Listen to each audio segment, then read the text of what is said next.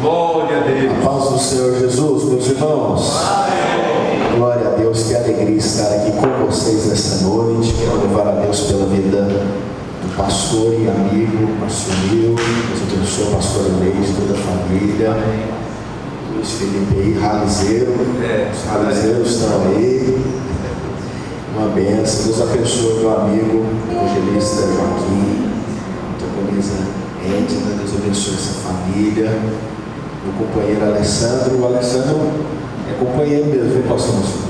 Gente boa. Mas Sebastião mora aqui pertinho. Meu Deus, é mistério, é benção.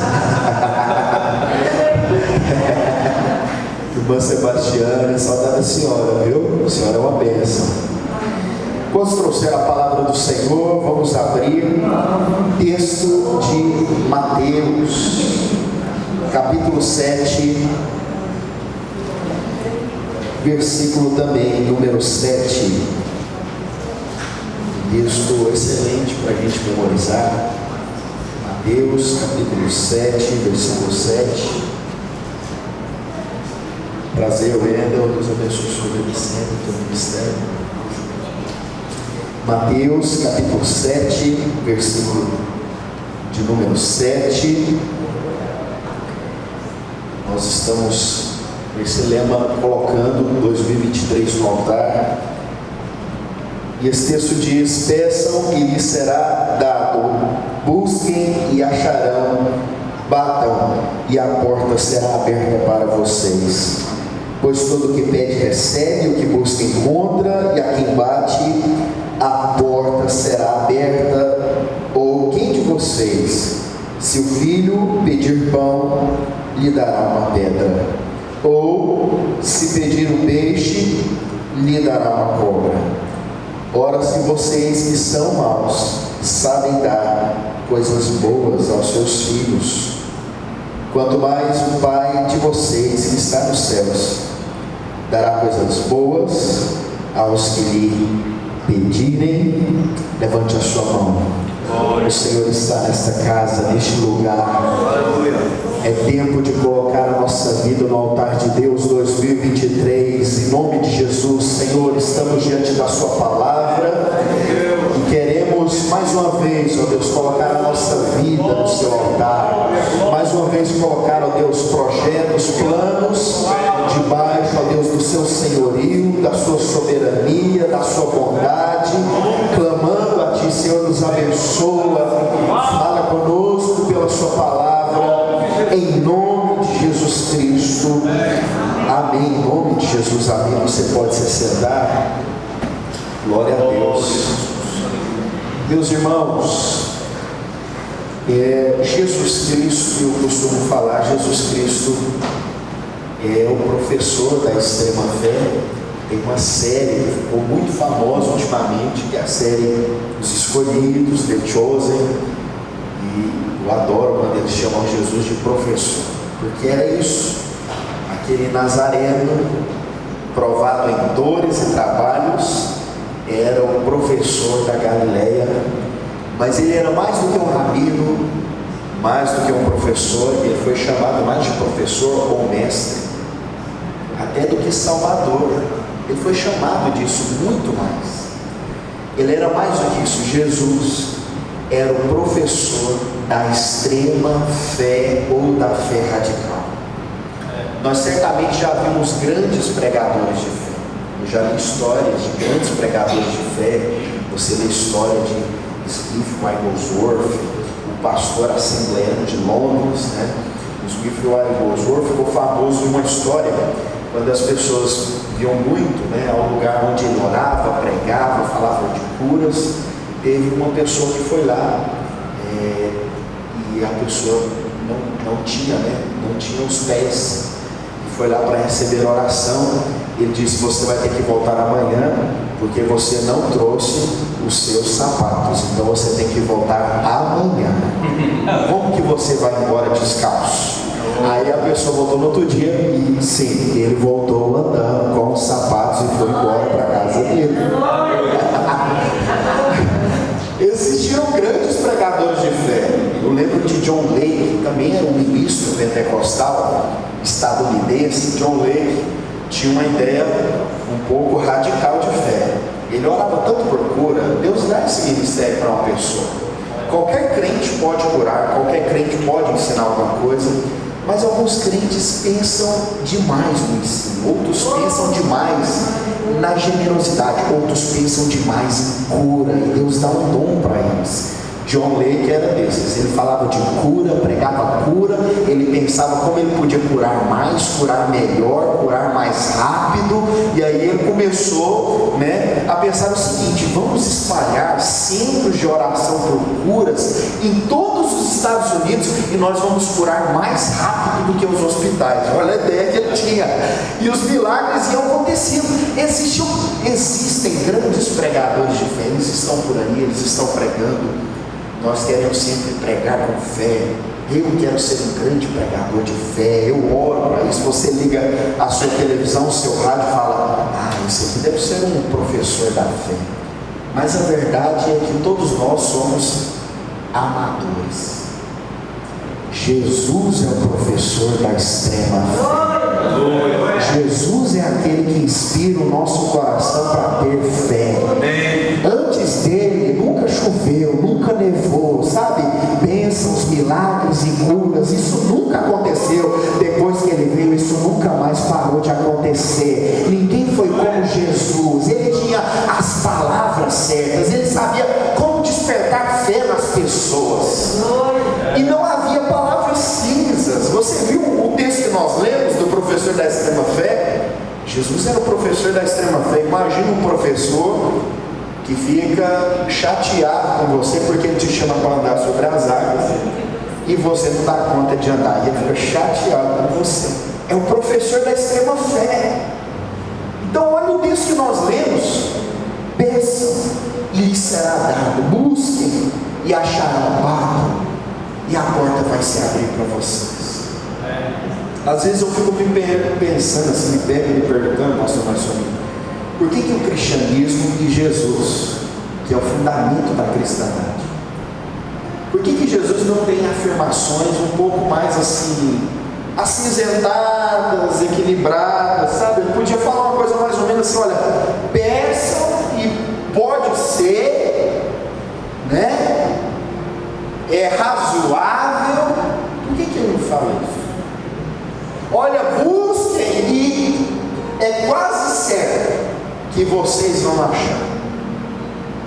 Batam e pode ser que talvez, quem sabe, porém entretanto, a porta, quem sabe, se abre também. É porque, no final das contas, se você crer em afirmações cinzas, você não tem fé. Se você suavizar essas afirmações, não tem como a gente juntar as duas coisas.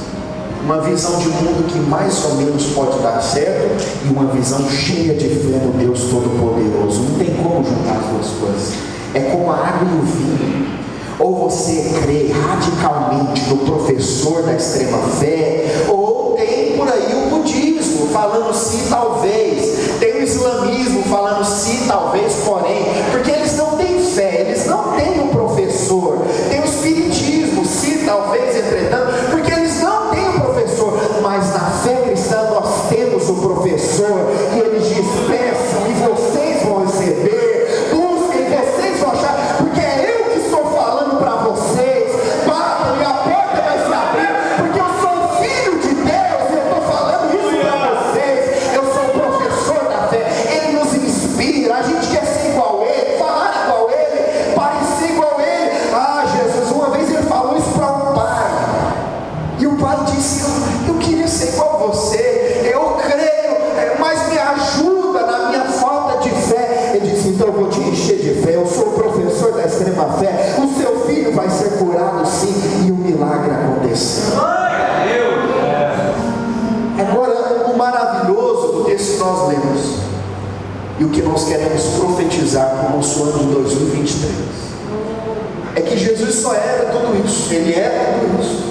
Ele é o professor da extrema fé, ele nos ensina fé. Você já pegou as frases em vermelho, a tinta vermelha na Bíblia, aquelas Bíblias preto e vermelho, aí fica mais fácil ainda.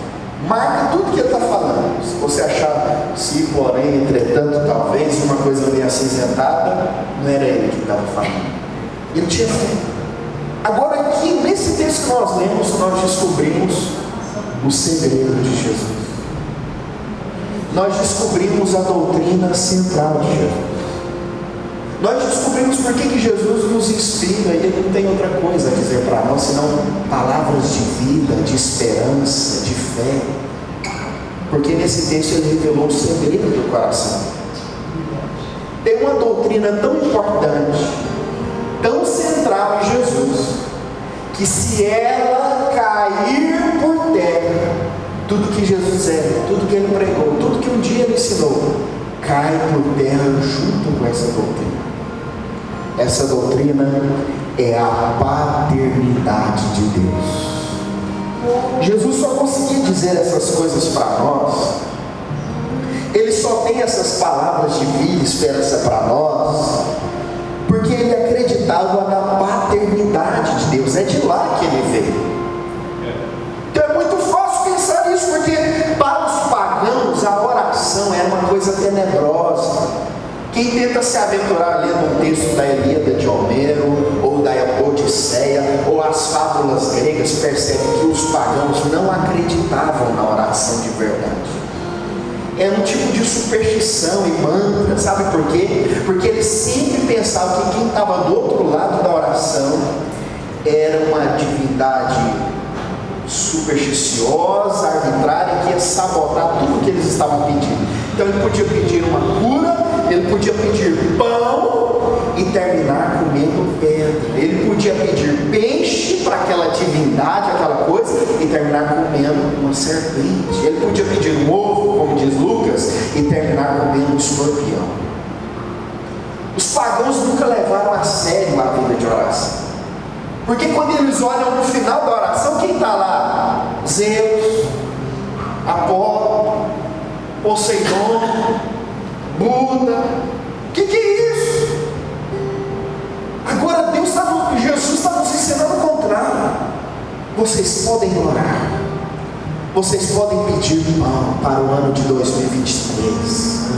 Vocês podem pedir os peixes que Ele tem para dar para vocês. Vocês podem pedir coisas boas, é o que Ele diz aqui.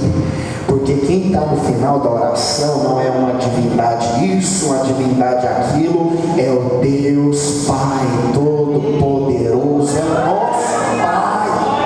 Quando você ora, não é apenas Deus que ouve você, é o Deus do nosso Senhor Jesus Cristo, e Ele é Pai, Ele é paterno, o coração dele é paternal. A história não pode ser má para os filhos de Deus, porque eles têm o Pai cooperando, trabalhando, ouvindo as orações deles. Então eles podem pedir pão, eles podem pedir sustento, eles podem pedir cuidado, eles podem pedir isso e saber que não vão ser sabotados. O Pai não quer dar pedra no lugar de pão, o Pai não quer dar uma serpente no lugar de peixe, porque Ele é um Pai. Você já falou com o Pai? Você já conversou com o Pai? Perguntou: o que você gosta de dar para o seu filho?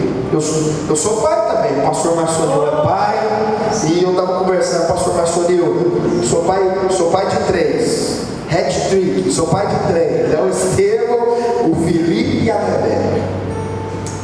E aí você tem que perguntar para mim, não, o que você daria para os seus filhos se eles pedissem pão? O que você daria para os seus filhos se eles pedissem peixe? Aí tem uma história que eu gosto muito.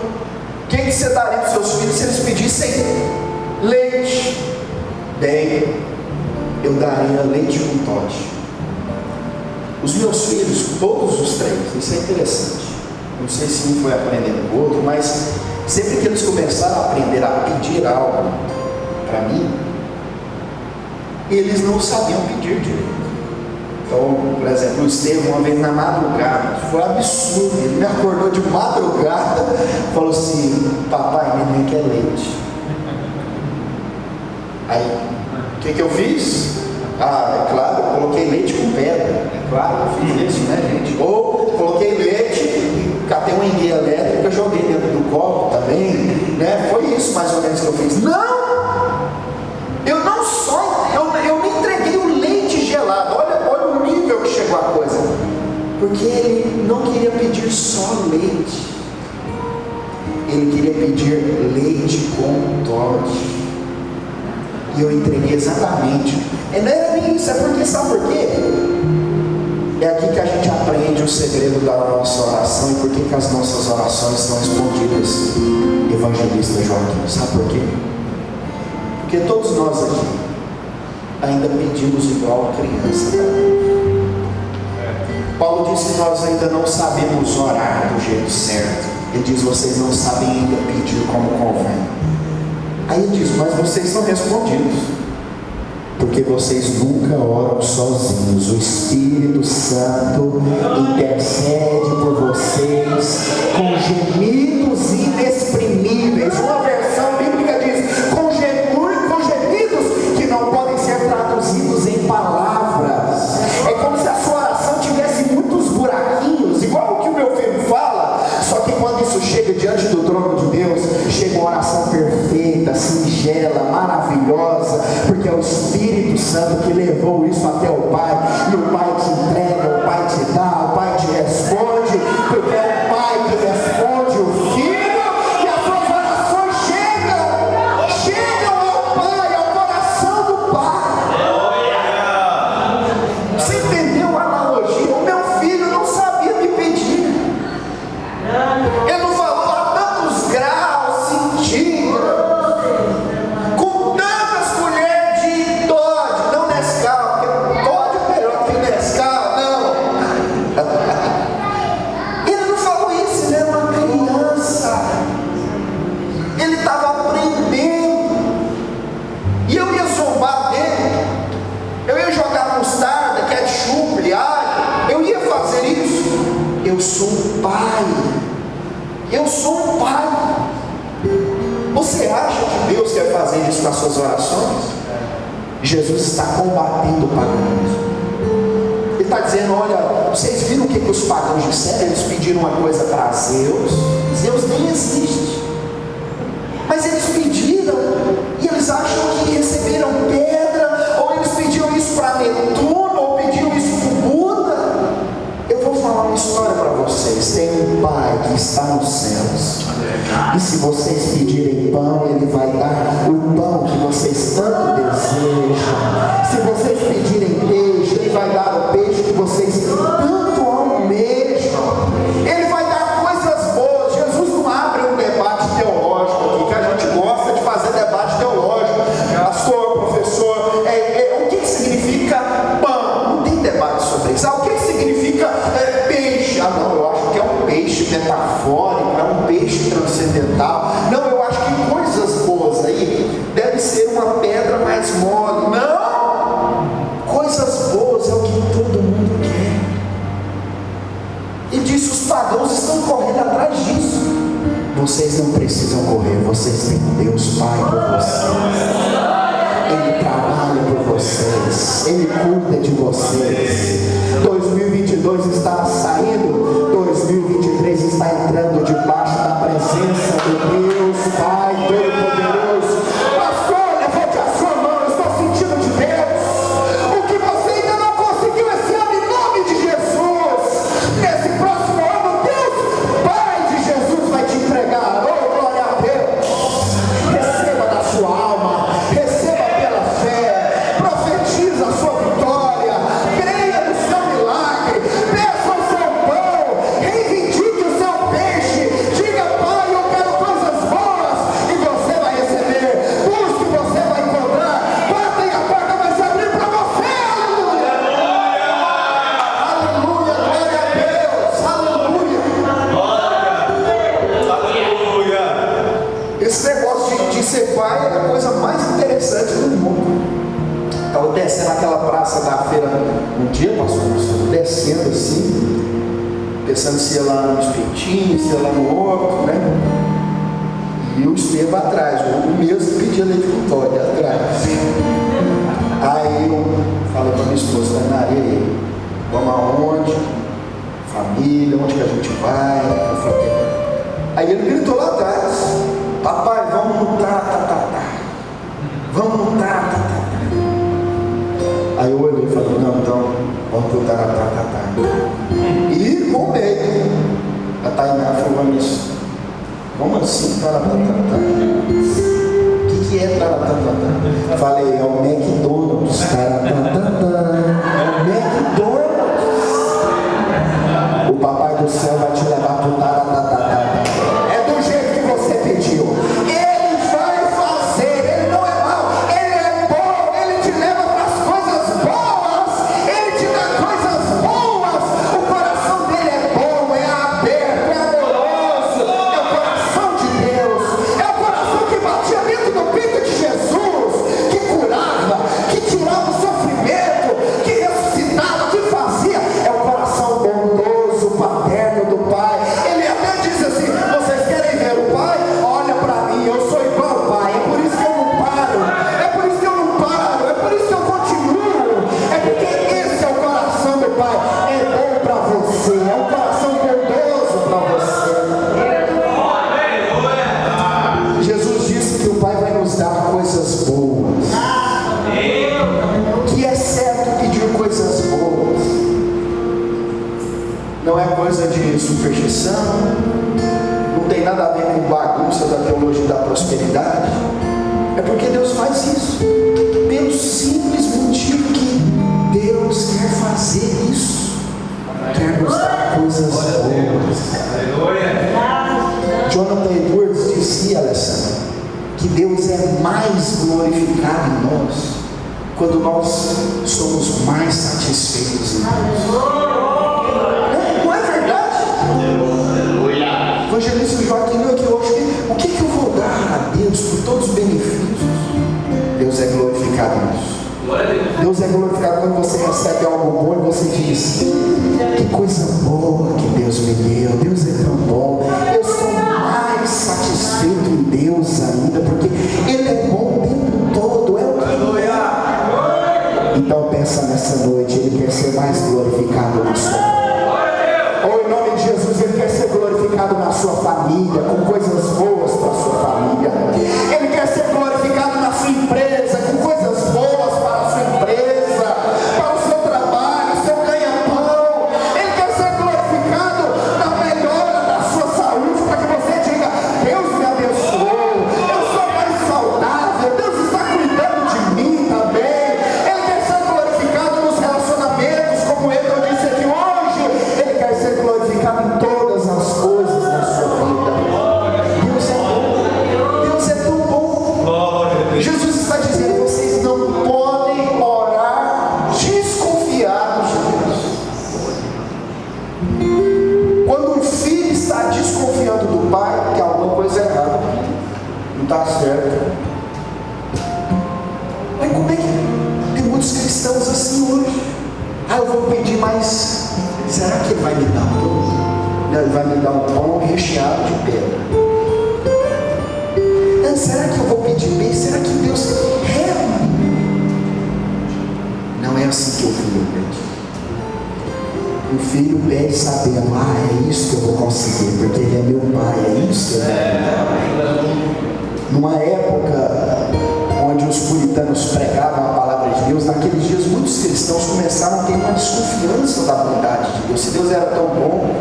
E um deles, esse livro mudou a minha vida, é de Stephen Schwartzman.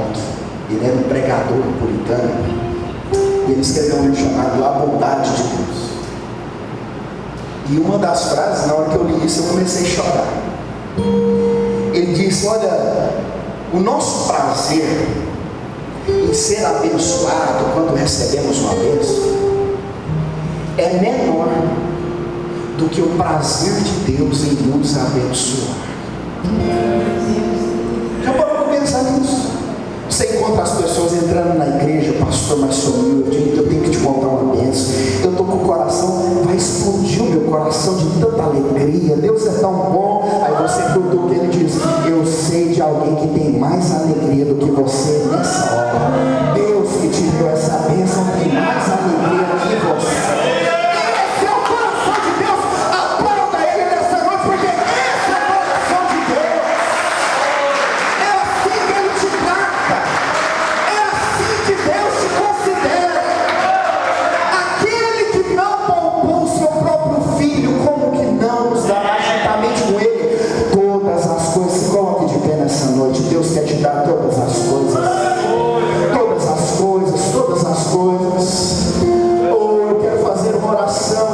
com você.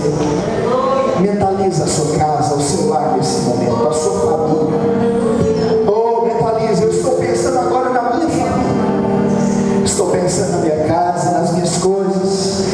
Pense nas suas, Deus está cuidando de tudo para você. Aleluia. Aleluia. Oh Deus, nós profetizamos um novo ano de vitórias na nossa vida, um novo ano de saúde, de mais alegria, de paz.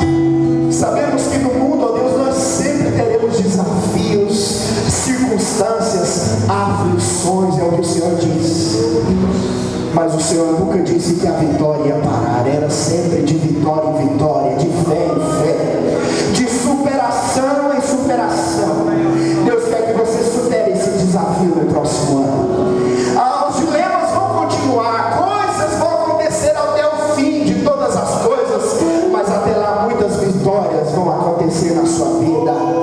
Muitas manifestações da bondade de Deus irão acontecer na sua vida. Eu profetizo em nome de Jesus, porque Deus é bom, a misericórdia dele dura para sempre. Deus é bom e a misericórdia dele dura para sempre. Deus é bom e a misericórdia dele dura para sempre. Ele é bom o tempo todo. A bondade, diz Stephen Shacknock, o motivo de Deus fazer tudo o que ele faz é porque ele é bom. Ele criou o mundo porque ele é bom. Ele nos trouxe a existência porque ele é bom. Eu existo, você existe porque Deus é bom. Esse é o motivo de Deus fazer tudo o que ele faz. A bondade é o motivo de Deus.